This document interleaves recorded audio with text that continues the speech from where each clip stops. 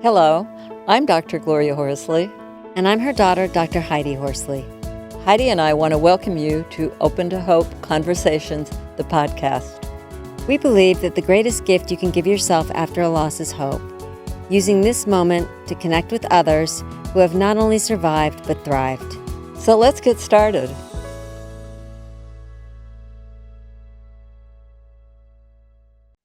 Welcome to the Open to Hope Show. I'm your host, Dr. Gloria Horsley, with my daughter and co-host, Dr. Heidi Horsley.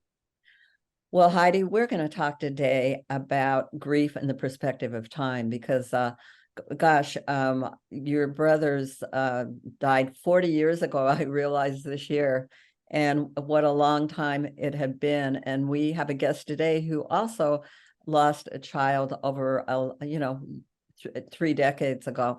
And we were saying that it would be interesting to talk about grief over the perspective of time. So would you like to introduce our guest today? Absolutely. And I love the topic because people don't realize that, things change and you miss different things as you go through your life. So I'm interested to hear what you're all going to say about this.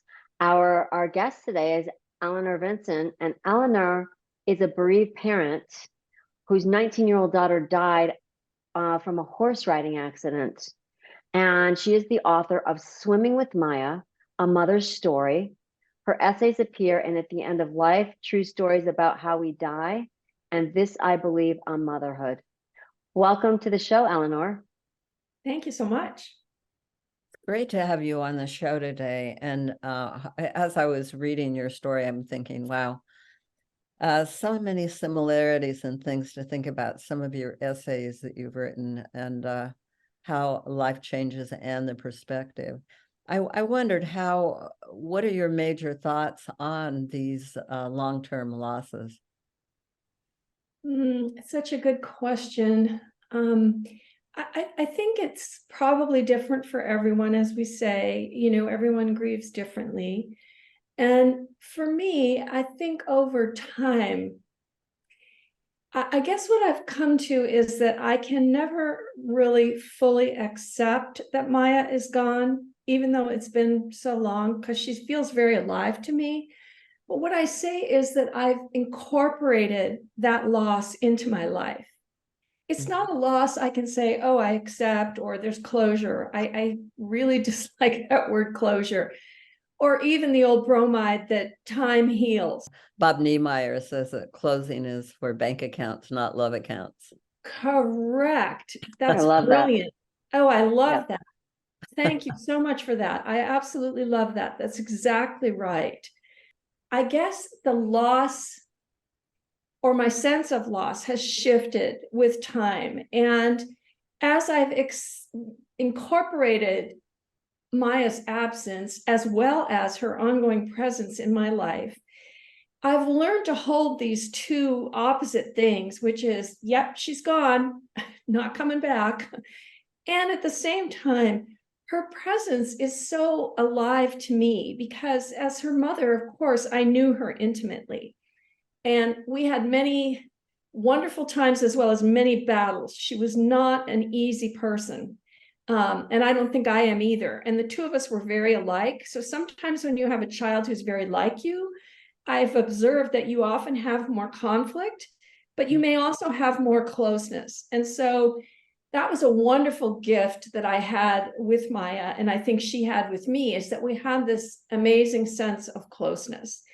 And over time, that sense has kind of deepened and softened in a way. There are some things that it's upsetting to me that I can't fully remember, and then other things that I remember really vividly. And as I think Heidi was noticing earlier, these things shift as we go through time. You miss different things. And I think that is absolutely correct. I remember one year I was at a Halloween parade. Mm-hmm. And I didn't think anything about Halloween at the beginning of this. And then I started seeing all these little 5 and 6 and 7-year-olds dressed up in these great costumes.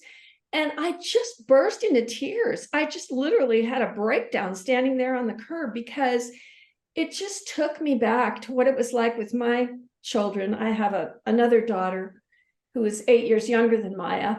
And just that memory of Halloweens with the girls, and somehow the memory of the two of them, and because Maya was the older one, how she would help Megan with her costume, and the little jealousies and the arguments, and all the things about Halloween just became so vivid for me in that moment. And when you're not expecting it, you know how it is sometimes when one of those waves comes, but Yeah. you're not, Those little triggers, yeah. you're I not. remember seeing my grandson, Scott was a football player, and my grandson, I go over to the house and he's dressed up to go out for football. And I'm like, whoa, Heidi, have you had those events? Yeah, I remember when Scotty, my nephew, who was named after my brother, came in, and it was almost jarring because they happened to look alike, and then they were in the same. He was in a uniform, so I've had those moments often in my life, and I like what you're saying, Eleanor. They're not physically here, and yet we're connected. And what I've been surprised about is that I am still as connected as I am to Scott 40 years later. I've been surprised by that. I didn't realize that it would be that I would be thinking about him and he would be incorporated in my life forever when he first died. Right. How would you know that? I mean, you couldn't know that at the time, but I think anyone who's experienced a loss and lived long enough to truly incorporate that loss would agree. I mean, I don't know anybody, any other bereaved parent or even bereaved siblings. Obviously, my daughter is a bereaved sibling, my surviving daughter, Megan, who doesn't feel that way.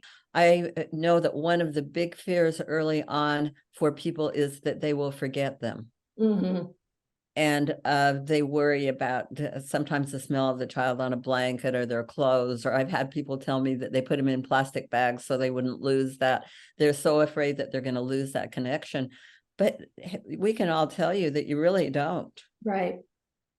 Yeah, the connection changes. It shifts. Yeah. But you don't, I don't know anyone, and I certainly haven't myself, lost the connection. And just recently I had an experience that was, again, one of those surprises. And this is now 31 years later, but I recently moved and I was clearing out the garage.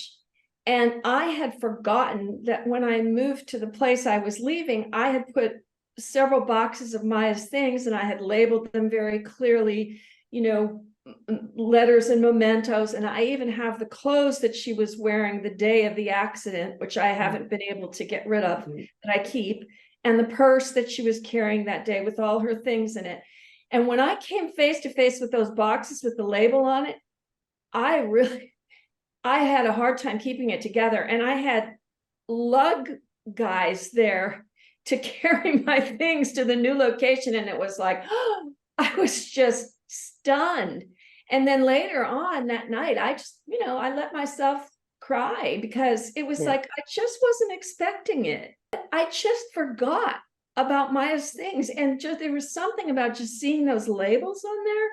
Yeah. Oh my goodness. You've got another connection that is really interesting and pretty phenomenal that you talk about is organ donation. Yes.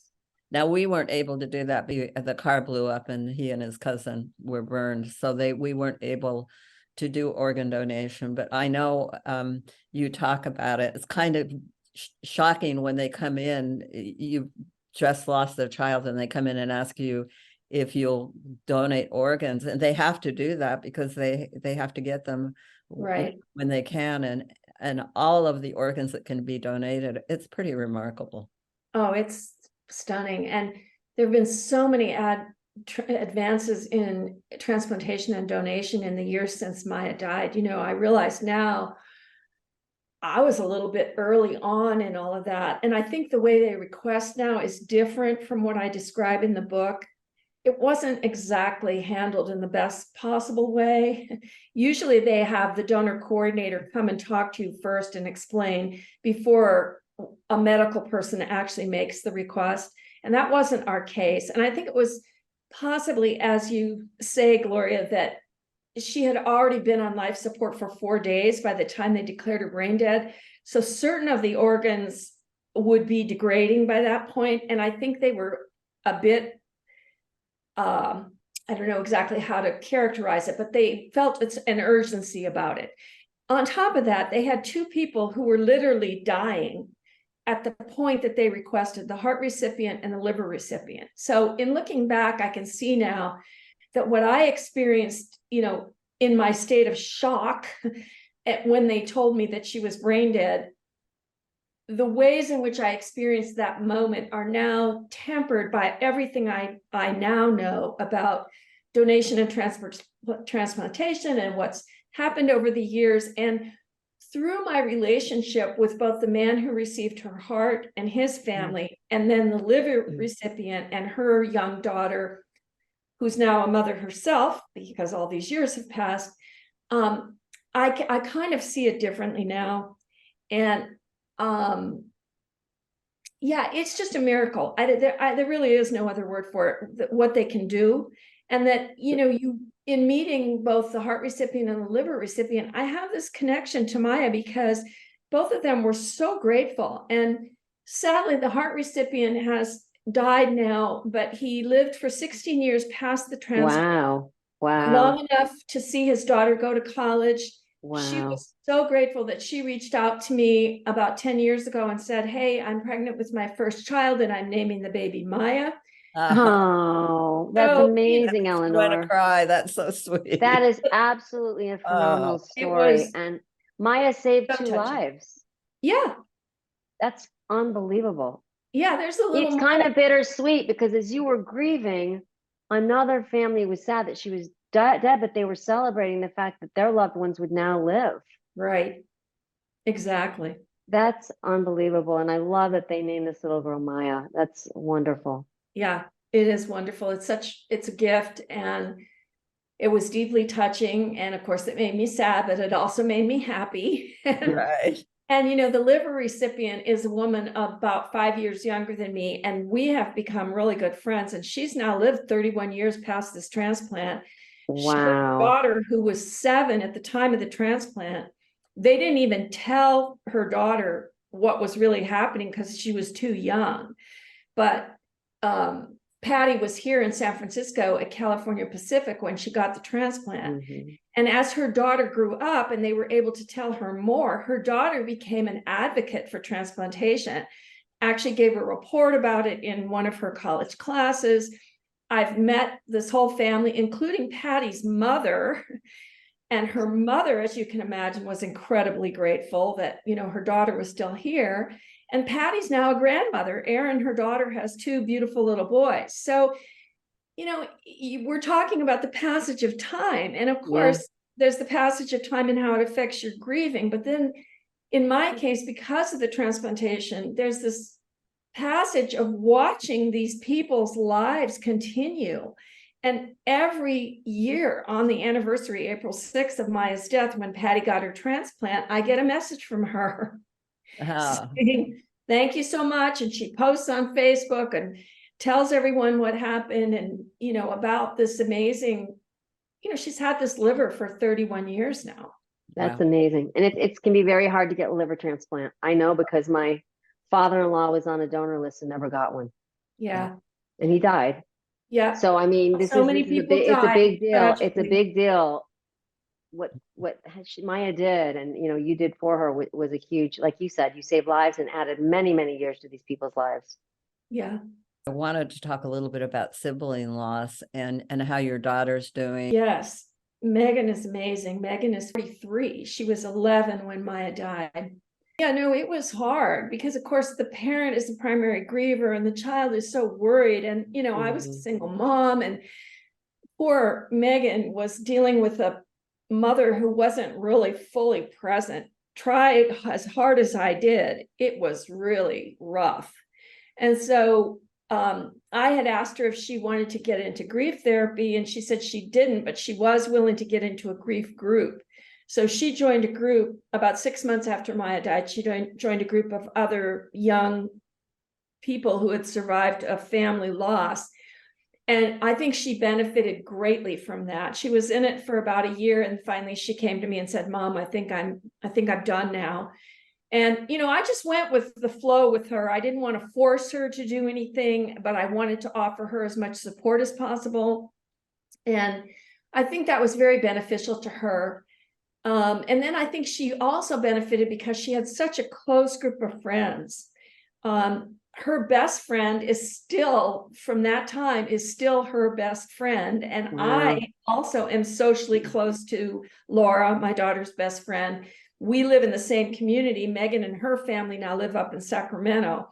So I see Laura, and I was close to Laura's family. They were very instrumental at the time Maya died. They were so supportive. So I think having these circles of support, the professional support, then the friend support, the family support, Megan's dad and his family, they're a very large family. And now these two girls are from different fathers. There were 2 marriages.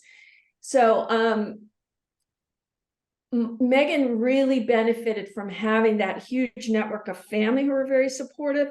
And in the course of the years, there have been other losses within that extended family. So I think Megan has been somebody that people have turned to, and she's been able to offer support to other grieving siblings, to her cousins.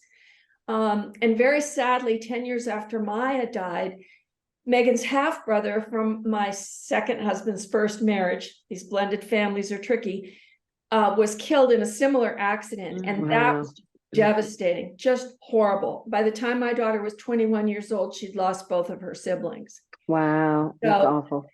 Megan is a very strong, very grounded, very loving person who has been able to move on with her life in such positive and wonderful ways. I have 2 beautiful granddaughters.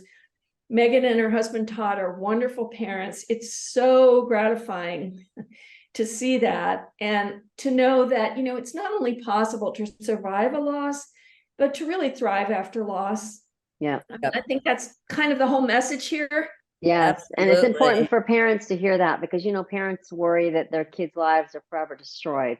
Right. And Eleanor, you're a great example that they're not. It's a devastating thing for us, but we go on to have amazing lives.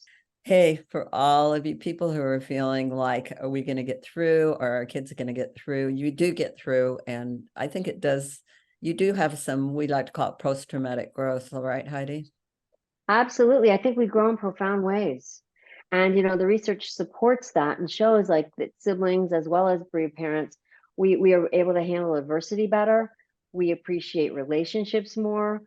Oftentimes we're more spiritual. We appreciate life more, basically. And so I think that there are ways that we grow, as you all know. Eleanor, tell us where people can get in touch with you. Well, they can visit my website, which is very easy. It's just eleanorvincent.com. So at my website is a great way to connect with me, or on social media. I'm on all the platforms. So that's the best way. Well, thank you so much for being on the show today, and such a testament to life does go on, and it can be rich. Well, thank you so much for having me. What an honor. Thank you.